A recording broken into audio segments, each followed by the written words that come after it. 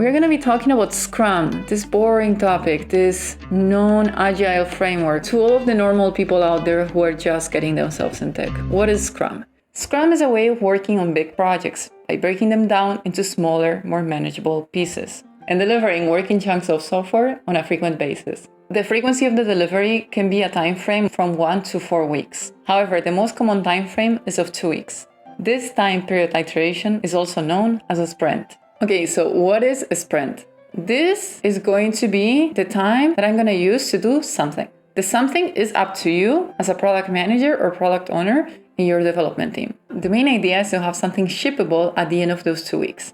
Now, how do you make sure that you get that specific thing done in those 2 weeks? Well, it's all about negotiation. You negotiate with your stakeholders what the priority is going to be. You negotiate with your developers what it is that they can do within a specific time frame. You make sure that all of your developers have the information that they need so that they can do a good job. Within Scrum, you're going to have specific ceremonies that are going to help you facilitate the implementation of that framework.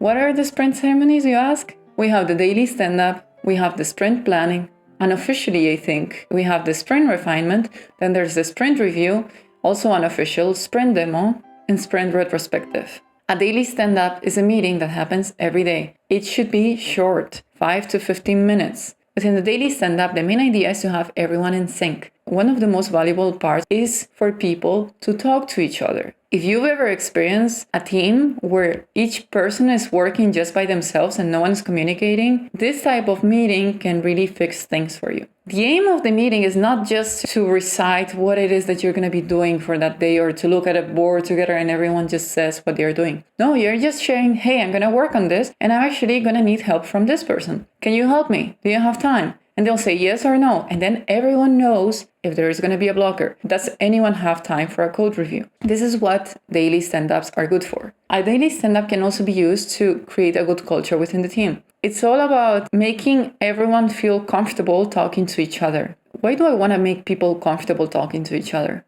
My aim is that whenever something happens that requires a conversation between whichever members of the team, they have the ease to go and talk to anyone. And I want that ease of communication to exist with me as well. So it's not only about developers with other developers. It's also about developers with the product manager. I want the channel of communication open. I don't want surprises at the end of a sprint. And the daily stand-up is going to be like a daily thermometer of how your team is feeling. So this is what a daily stand-up is good for. Now, what a daily stand-up is not for. A daily stand-up is not a meeting where you take your engineers and you chain them into an endless meeting with the excuse of the daily stand-up. If you agree with your team on having a daily stand-up of 10-15 minutes, then limit it to 10-15 minutes. If you then want to extend that meeting, you need to ask for permission. And if one single developer says they cannot do it or they don't want to do it, you don't do it. You schedule another time to do whatever it is that you wanted to do. If there is something that you can solve fast because you're a small team and you're lean, then yeah, go for it. Like if everyone agrees with it, then just start working on it. But if you know that people are working on something else, don't just push another meeting into them. Be respectful of the times. Then we have the sprint planning. The sprint planning is the meeting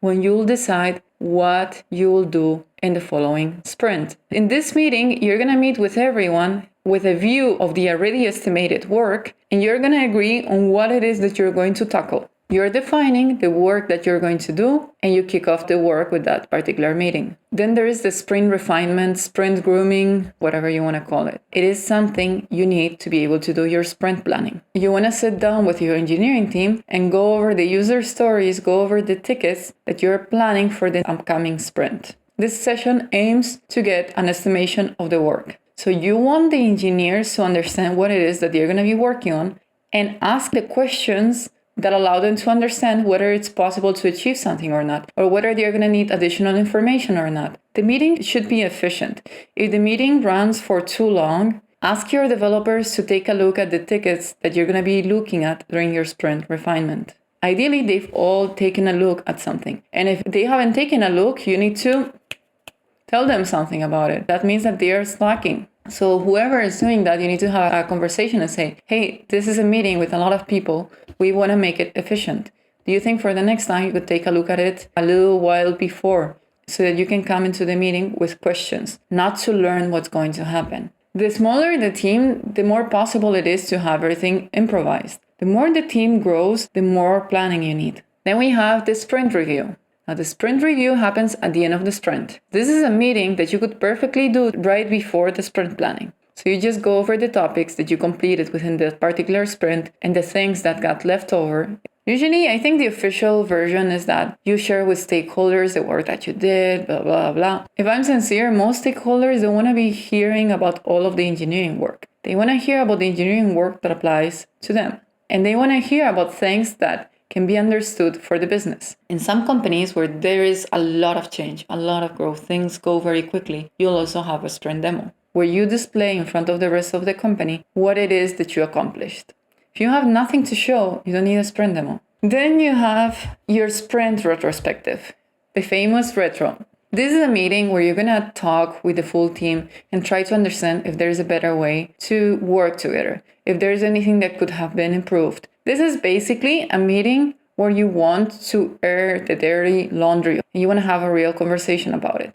Now, this is not a session for whining. This is a session where you're trying to make a change. So you talk about something that is not working and you figure out a way to make that work. If there are any points of improvement coming out of a sprint retro, I suggest you only tackle one topic per sprint, not more than that. And also, don't take it upon you as a product manager, product owner to solve everything on your own. Your team is also there to solve stuff. You're not the parent. You are there to help them do things better, but you are not responsible for everything. The Scrum Master sometimes is also there to help, but let's be realistic. Most teams don't have a Scrum Master. So in many occasions, you'll need to deal with the team dynamic by yourself. And those occasions, if there's a complaint, don't commit to solving something just because the team is complaining. Like, be realistic. Is this something you can solve in the short to medium term, or is this something completely out of your control? You need to take this into account before promising things to the team. How do you run a sprint planning? The best way to do a sprint planning is to plan ahead. How do you conduct a sprint planning? Well, you start the sprint planning with a sprint review. Once you've gone over the sprint review, you complete the sprint. And once you complete the sprint, you're able to decide what it is that you want to pick up for the next sprint. Considering you've already had a refinement session where you estimate with your team what it is that you're going to do, you just go into sprint planning saying, hey, this is what I've planned for this upcoming sprint. Any concerns? Any questions? Is everyone okay with this? If you want a reference of what it is that you could plan for a particular sprint, just look at the amount of story points that you did for the previous iteration. Let's do a real version of a sprint planning. I'm going to create my Jira project now. Let's say we have this. We have here the backlog. There is nothing in this backlog, so story 1.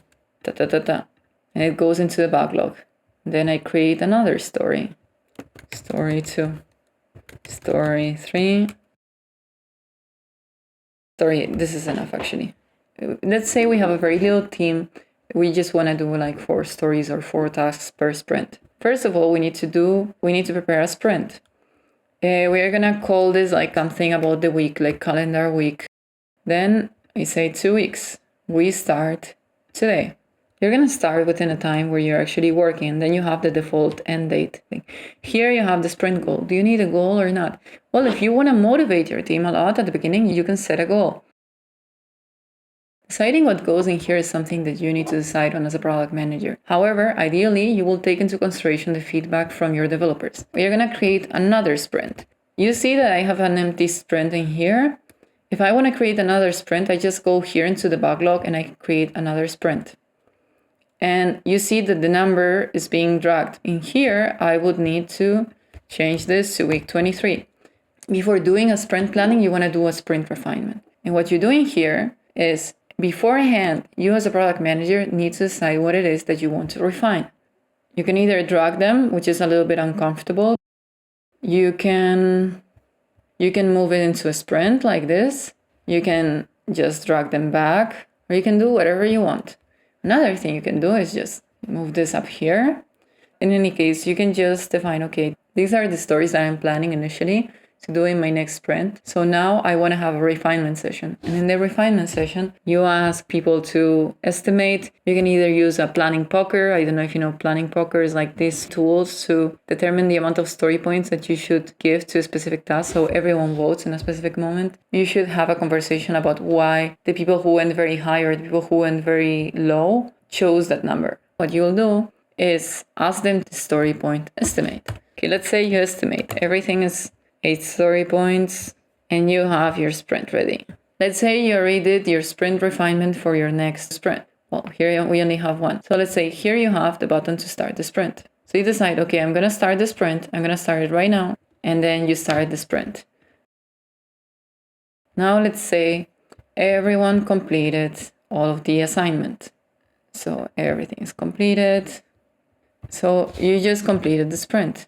And when you have a meeting with the engineering team, when you have a meeting to go to the next sprint planning, what you do is going through the sprint review. And you ask the team, hey, I see all of this is done. Is there anything you'd like to say? Is there anything that you'd like to comment on? You can do some documentation to comment the sprint. You don't need to. You can do whatever you want. You're the product manager. You're leading the team. So it's your decision what you do or you don't do. And you say, is everyone okay completing the sprint? Even though obviously they are okay. But you can check, just measure the temperature of the room to see that everyone's having a nice time. And you just say, oh, let's complete the sprint. And you see a trophy, nice. Actually, Jira, here you could add a little bit of an animation. Something a little bit more joyful than just this. But anyway, so we completed the sprint. And then you decide, hey, so this is what we had planned for this particular sprint. You see that you have a plan so far of 40 story points. And like, oh, how many did we do last time? You can take a look at the amount of story points you did last time and determine, okay, no, let's go down. We don't need that many. So you decide to just take them off and you saw how easy it is. You can just drag and drop. You can already make your plan for the upcoming weeks. And then you decide to start the sprint again. Okay, so you saw how you run the sprint planning. You start with the sprint review. You go over the topics from the previous sprint. Once everyone agrees, you decide to complete it. And once you complete it, when you decide what it is that is going to go into the next sprint, you have everyone give it a go. And then you start the sprint and you cheer. You say, yay. And there is not much more to it. The idea is that you try to make work better for people. It's not to force a framework. It's to make the work more manageable, to make the work more informed, to make the work more collaborative. If you see that this way of working is not functioning well for you, then you can adapt it. You can tailor it to you and your team. You don't need to do everything by a manual. You should use the manual as a reference. I hope you enjoyed the content. If you did, give it a thumbs up. If you want to watch more stuff like this, subscribe. Thanks a lot and have a nice day.